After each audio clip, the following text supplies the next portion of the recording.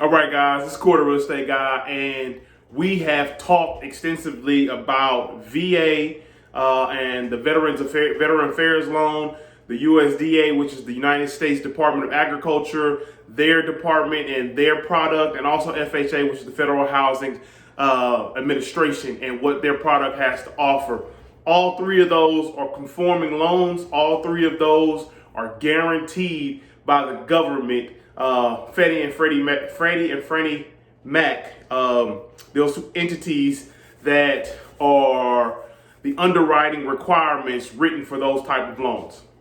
Now, there's one other type of conforming loan, and it has a huge amount of similarities, but it has a vast amount of differences as well. And what that is conventional lending that falls under the conforming loan umbrella. And what that means is it follows a lot of the conforming loan limits and requirements, but it varies from lender to lender. One of the biggest differences is it is not a guaranteed backed loan. Okay, it may conform to the amount of money that you can borrow. It may conform to some of the restrictions and the requirements to apply and get and receive one of these loans. But the biggest difference is it is not guaranteed, which means it's a more riskier loan for lenders. So let's dive into it. One of the major things, not guaranteed by the government, okay?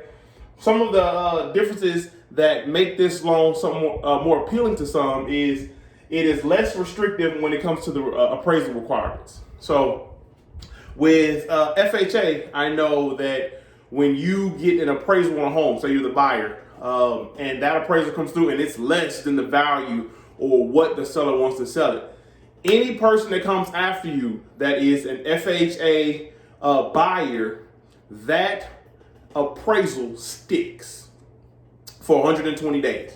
So what that means is for 4 months, anybody else that comes with an FHA loan offer, that's the highest or that's the most that a lender will lend based on that last appraisal. So that's kind of one of the restrictions. With conventional loan lending, sometimes you can get another appraisal and you can move forward. So you may have a higher appraisal from a different appraisal. That's one of the benefits.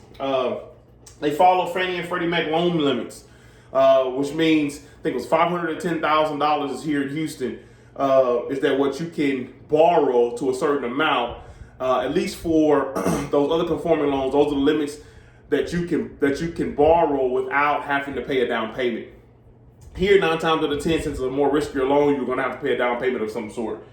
Typically, similar down payments. Remember, the FHA requires 3.5%. The USDA loan is 0%, and the VA loan is up to a certain loan limit based on the amount of income that you make and the price of the house. Sometimes there's a difference, or the difference you have to be responsible for a part of that. Okay.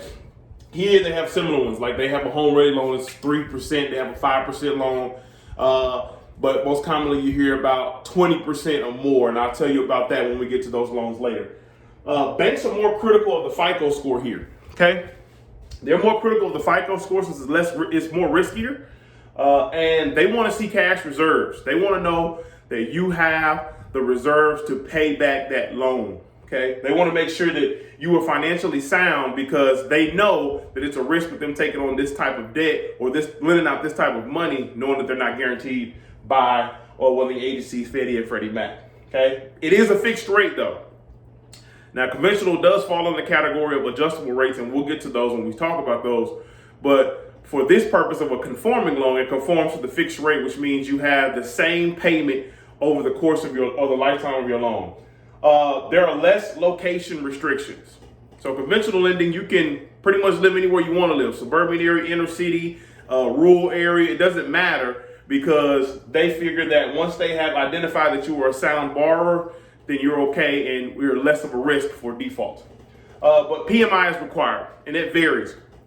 Premium mortgage insurance is required unless you put down 20%, or what they say 78%.